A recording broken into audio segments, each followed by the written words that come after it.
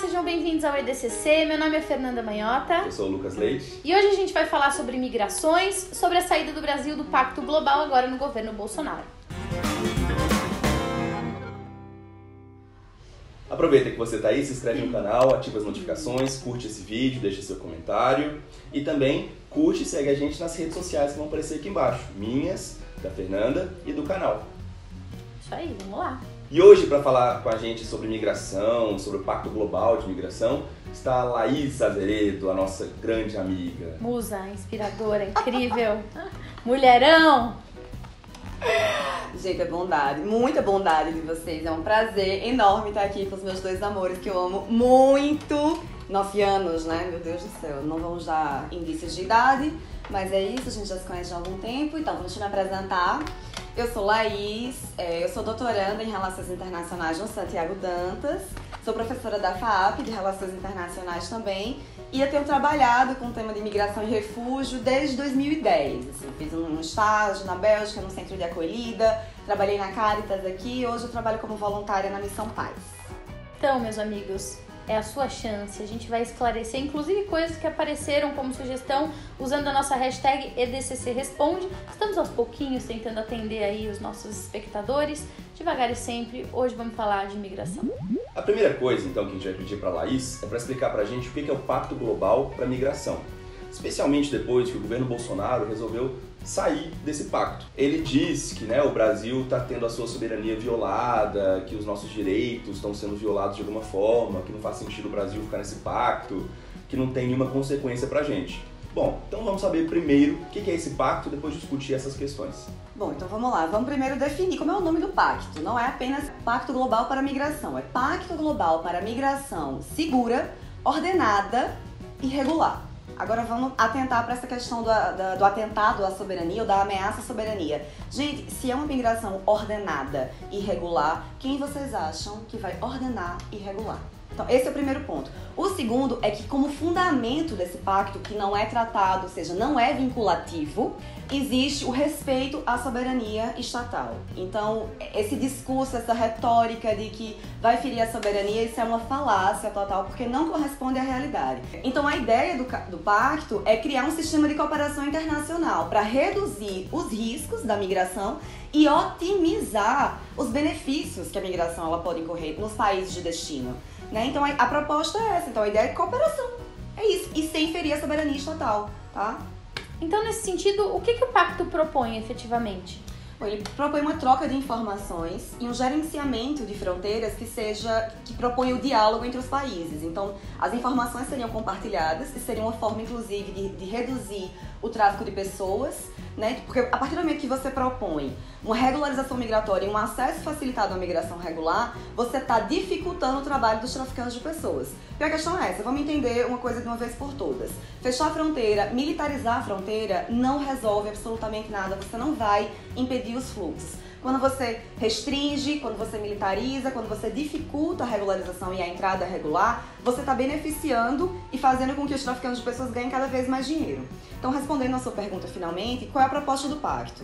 Fortalecer os direitos dos imigrantes, fortalecer a migração regular, assegurar acesso à documentação, ter a detenção migratória como um último recurso, porque de fato isso viola uma série de direitos humanos, e permitir esse gerenciamento integrado de fronteiras. Então a proposta é essa, uma cooperação internacional para você criar condições para que os países eles consigam gerenciar as migrações de uma maneira responsável e de acordo com a realidade.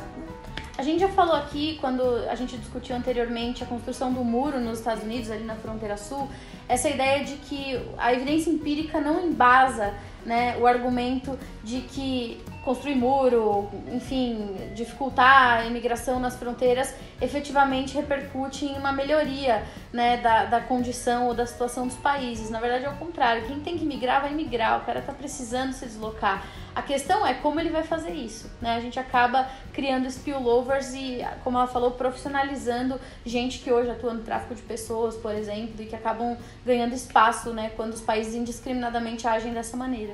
E nesse caso dos Estados Unidos, eu acho importante fazer um adendo, porque a questão é o quanto determinadas empresas de segurança privada privada e principalmente de encarceramento estão lucrando com essa irregularidade migratória, com essa ilegalidade migratória. Então, você veja, tem um episódio maravilhoso, na verdade, um spoiler, sinto muito, já passou muito tempo, já era pra eu não ter assistido. Orange is the New Black. No último episódio de Orange is the New Black, ele mostra, na última cena, sinto muito, spoiler, a transferência da empresa lá de segurança privada, ela passa a investir não apenas na detenção, enfim, normal, de crimes normais, mas numa detenção específica para imigrantes.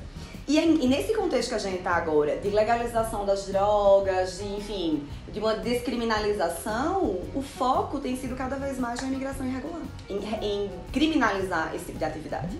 Já que a gente delimitou quais são os objetivos, o que o pacto propõe, a gente quer saber agora da Laís o que vai impactar no Brasil a saída desse pacto pelo governo Bolsonaro. Bom, vamos dar um cenário de alguns números, acho que é importante a gente ter. Existem hoje no mundo cerca de 258 milhões de imigrantes. O quanto isso corresponde à população mundial? Cerca de 3,4% da população mundial, ou seja, embora exista um fluxo significativo de imigrantes, isso significa a minoria. Gente, 3,4% da população mundial. 3. Tá.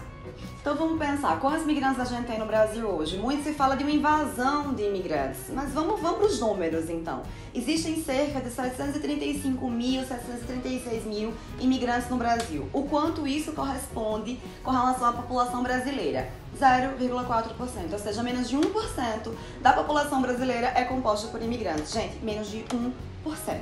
Agora vamos aos números de brasileiros no exterior. Existem cerca de 3 milhões de brasileiros no exterior. E são essas pessoas que serão muito mais prejudicadas com a saída do Brasil do Pacto Global. E digo mais, nos últimos anos, os brasileiros têm sido a 10ª nacionalidade que mais tem sofrido inadmissão na Europa. E ainda vão perder proteção. Porque é isso, a proposta do pacto é gerar essa cooperação internacional para gerir melhor esses fluxos e permitir o acesso a direitos. A partir do momento que o Brasil sai, ele está se eximindo dessa responsabilidade. Ou seja, se você vai para Miami, você vai perder seu direito. Eu vou me restringir a 1 minuto de silêncio. É uma pena. E tudo isso com base numa falácia de que é um atentado à soberania, quando não existe nada que comprove isso ou que denote isso. Então, gente, a regularização, ela é benéfica não só para o imigrante, mas ela é benéfica para o Estado ter controle, entendeu? Saber quem são as pessoas que estão entrando.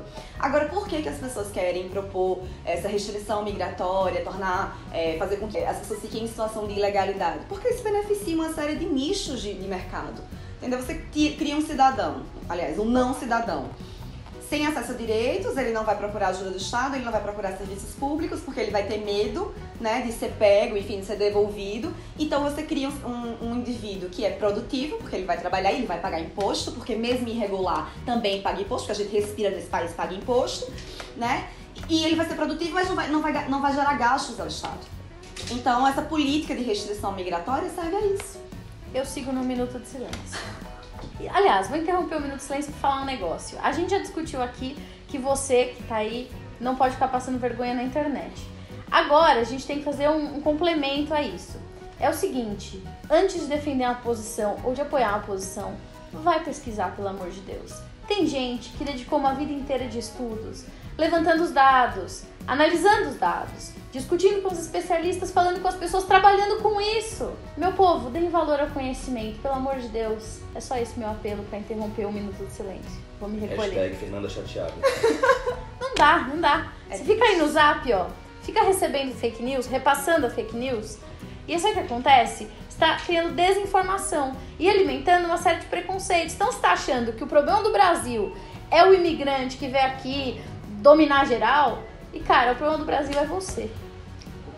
Você sabe interessante? Uma das fake news que eu recebi era da minha tia que me mandou, inclusive, dizendo que os imigrantes haitianos estavam chegando aqui no Brasil, que o Brasil estava financiando a vinda deles pra cá pra votar no PT. Primeiro que imigrante não vota, não tem direito político de votar aqui no Brasil, nem com a nova lei, porque enfim, não tá presente na Constituição. E eu falei, gente, mas onde é que eles estão fornecendo esses direitos todos? Me avisa, porque eu vou avisar pra eles irem lá. Porque o pessoal chega aqui desesperado, não tem nada. E aí estão dizendo que nesse lugar estão oferecendo documentação, dando dinheiro, dando tudo, pra roubar o emprego dos brasileiros. Gente, olha, é cada... Aliás, aproveitando, assim, pegando o gancho, queria ouvir um pouco, né, porque tem aparecido agora algumas manifestações, inclusive levadas a cabo pelo novo ministro de Relações Exteriores, o Ernesto Araújo, apareceu uma expressão, a chamada oikofobia. O que é oikofobia e como as pessoas como você que estudam direitos humanos, imigração, entendem esse conceito que o Ernesto Araújo introduziu aqui no Brasil, né? Ele fala que o problema hoje não é a xenofobia, mas é essa oikofobia. Então não é a aversão ao outro, mas é a aversão ao próprio lar.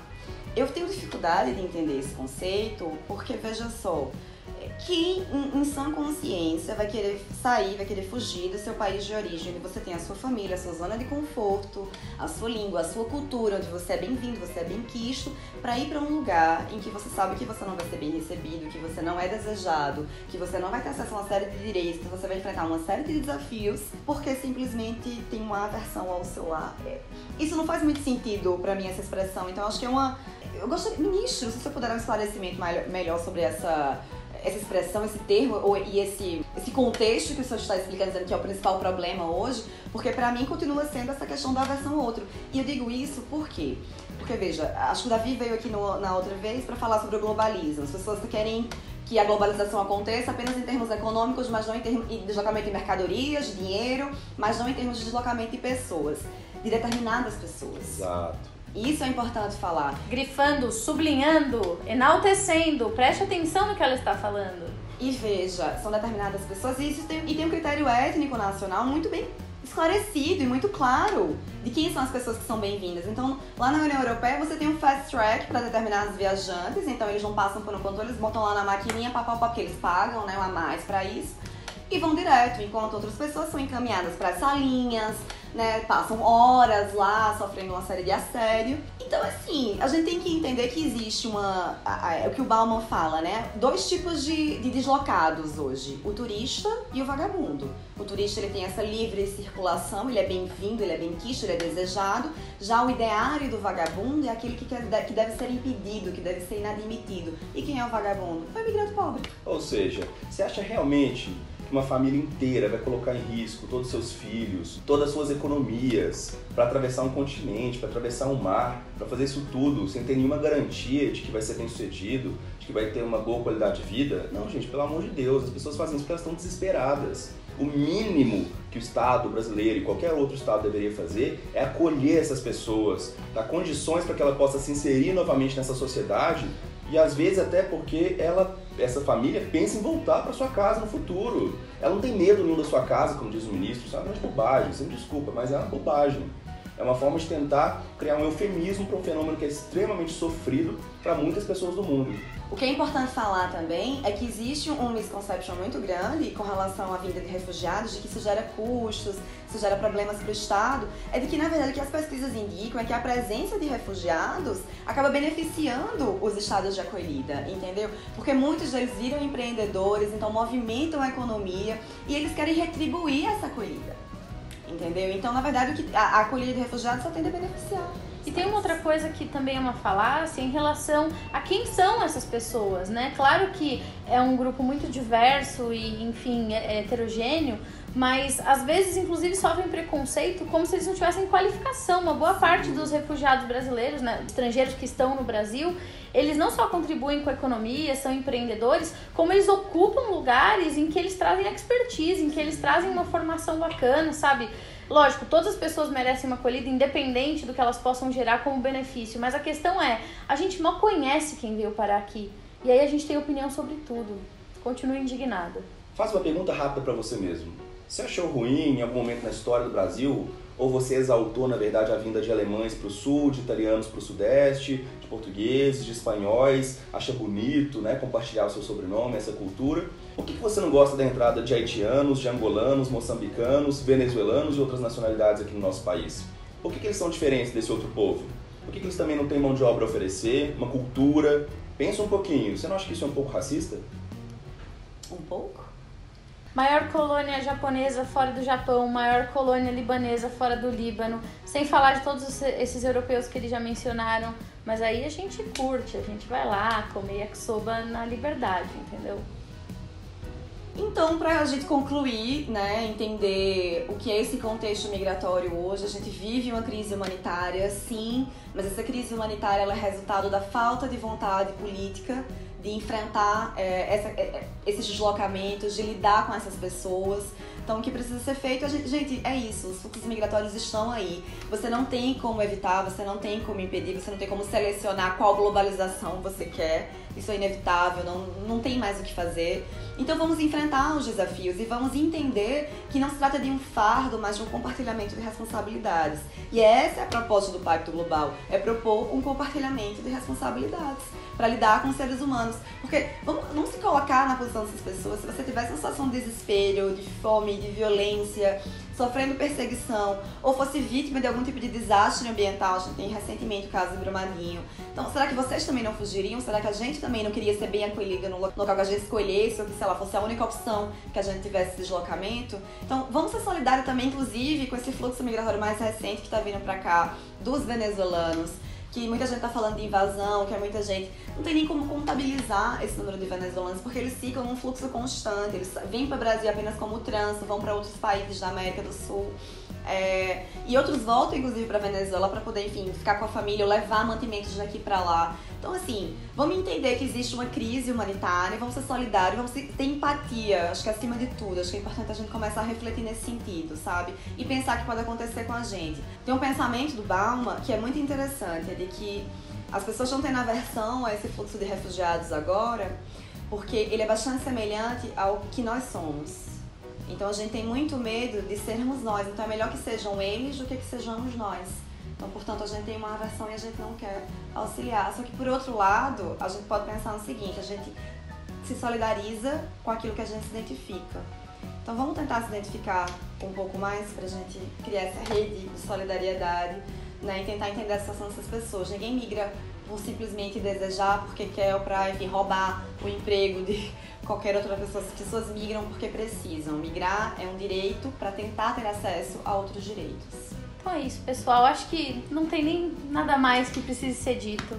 Ela acho que resumiu tudo que a gente tentou abordar aqui. Esperamos que você tenha esclarecido um pouco mais as suas dúvidas sobre o Pacto Global. Queríamos agradecer a presença da Laís, que é uma amiga muito querida e que hoje veio aqui dividir com a gente um pouco da pesquisa que ela realiza nessa área. O EDCC continua aqui tentando responder e esclarecer as suas outras questões. Deixe aí pra gente seus comentários, suas dúvidas, enfim. Seja sempre muito bem-vindo. Muito obrigada pela presença mais uma vez e até a próxima. Obrigado, Laís. Tchau, gente. Tchau.